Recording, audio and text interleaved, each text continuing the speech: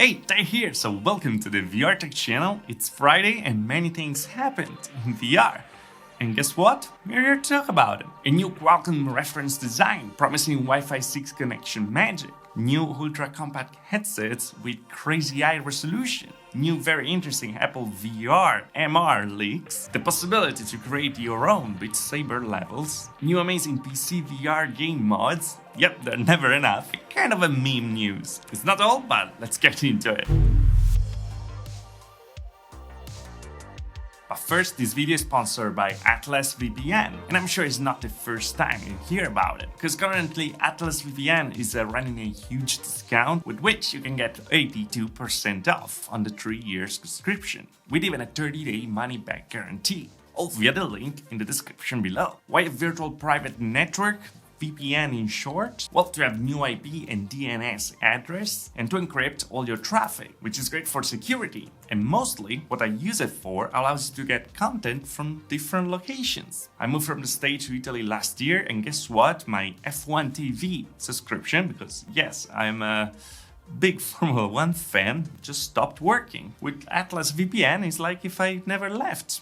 But I also have good pizza. Win-win. So if it sounds like a VPN for you, click the link in the description below and get access to Atlas VPN's special deal with 82% off, taking advantage of the security and flexibility that comes with it. And thanks again to Atlas VPN for sponsoring the video.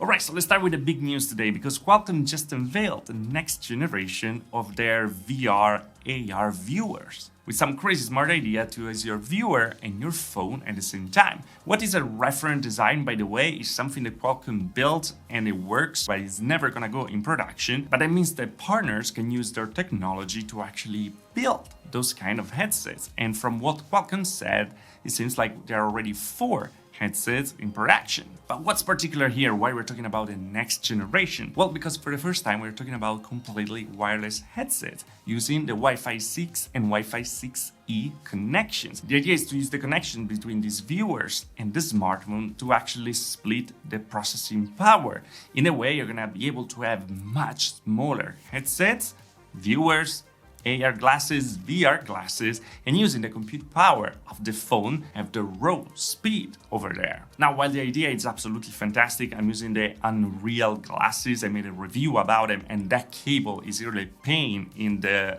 you-know-where. Well, having a wireless connection will solve pretty much everything. But at the same time, we have the big question of battery life that is not gonna be that much, considering that we want these headsets to be super small. And well, there's also an XR1 chipset inside to handle everything, so it's gonna need some juice. The viewers will power 2 micro OLED displays that are very interesting. The only problem is that the FOV is 40 degrees in this reference design, so yeah, probably we're not that close to what we all dream about, but that's the first step. It's great that Qualcomm is actually investing on it. What they're investing big actually is a new processor. They just unveiled the Snapdragon 7 Gen 1 and the Snapdragon 8 Plus Gen 1. The first one for the mid-range phones and the second one for high-end phones. But yeah, unfortunately, there's no news about the XR3, the next generation of the processors that we're gonna use on our VR headsets. We are kind of stuck from some years to the XR2, this is the chipset that we have on the Quest 2. Talking about exciting VR headsets, by the way, TLC just unveiled 2 new headsets, kind of a reference design there as well, to showcase their new displays, a super high resolution, and very small, are like 2.1 inches, one with a resolution of 2280 by 2280, and the density of 1512 pixels per inch. This is crazy insane, also running 120 Hz. They even have a version that's even smaller with more pixel density, 1764 pixels per inch, a size of 1.77 inch, and a resolution of 2160 by 2160. A bit lower, but you know, lower. And the particular thing is like smaller is the display, smaller can be also the headset. So we have some pictures of this TLC headset. It looks super tiny, and I can't really wait to see this kind of technology arriving to the mainstream market. We're talking about smaller headsets from a while. I think that we're getting closer and closer, but we're never quite there, unfortunately. Now let's keep talking about headsets that never seems to arrive, and of course we're talking about the Apple VR/AR/ MR mixed reality headset, because there have been internal leaks talking about design challenges that they have been going through the years. Kind of understand the vision of this headset that never really aligned with the entire team. This is more like an anecdote from 2016 where they're already trying these technologies in the Apple campus, where the former vice president Al Gore, then Disney CEO Bob Iger, and other Apple board members from room to room trying out prototypes of augmented reality, virtual reality devices, and software. One of the gadgets made a tiny digital rhino appear on the table in the room, and that the creature grew into a life-size version of itself, according to two people familiar with the meeting. In the same demo, the drop surrounding of the room transformed in a lush forest, showing how users could simulate a transition from AR, in which they can still view the physical world around them, to the more immersive experience in VR, a combination that is known as mixed reality. And the particular thing is that they didn't really want a VR headset, because many of the board members were sure that VR will be too isolating for people, and people will not really want to wear it all the time. So they were looking already for a mainstream thing, and it seems like they found a solution to both worlds in the mixed reality using some cameras to having the pass-through. And also today we received a new report directly from Bloomberg that the development of RAOS, so Reality OS, that is going to be the next operating system from Apple, is actually ramping up production. So we are actually expecting the release next year, but a presentation very soon or at the end of the year. And that's exciting. The only less exciting thing is the fact that, well, it's going to be around $3,000.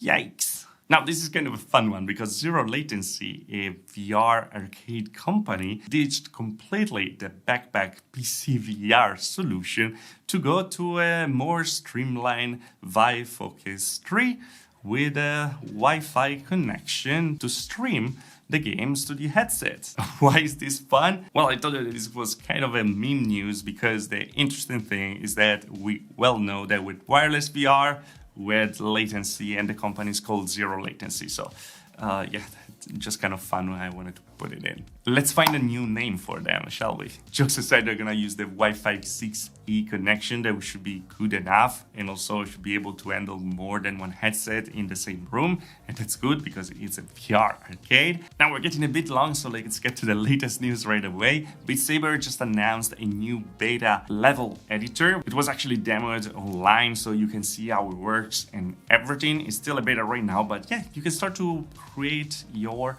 own songs as you want, put your blocks, and it covers many different features.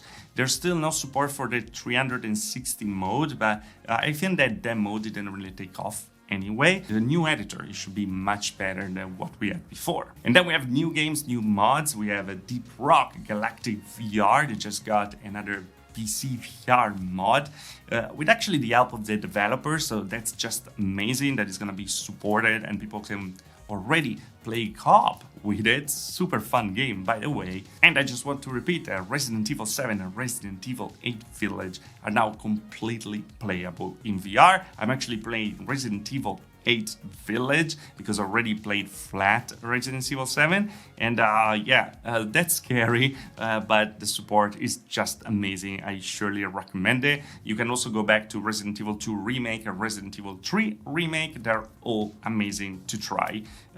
Grab them, have fun, because it's just a native experience, really. Prey Dog should buy Capcom, actually. And about some bad news, we know that Formula 1 2022 is arriving to VR for the first time. I'm super happy about it because, as I said in the intro, I'm a big Formula 1 fan. I was always trying to mod the game to actually play VR. Finally, it's gonna be native, so super happy about it. But there's no info about the PSVR version. PSVR 2 is coming soon. It should arrive later this year. Probably gonna see during the summer event, or earlier next year for what some leaks are talking about. But yeah, you're not gonna be able to play on PS5 with the first PSVR. Probably we're gonna have to wait for PSVR 2. But anyway, guys, there were a lot of news this week. I hope these kind of videos help to keep you updated, because the VR world is growing fast. It's a bit slow in this period in a way. Not many new headsets. Actually, the people new to Link 3 link is coming out for Europe, but yeah, nothing super interesting. So we really need like the end of the year to arrive with all these big hits, and it's gonna be awesome. So far I'm like hanging there to keep making these videos, and I hope you enjoy it. If you do, please leave a like, because it helps a lot. But as always, guys, if you like the video, like. If you didn't like, please dislike. Subscribe to the channel for more VR tech. If you really love the channel, there's the join button there also. Supports the channel, and also the Patreon in the description that supports the channel as well. Thanks to all the patrons and who joined the channel, of course. And I see you guys in the next video. Thanks for watching.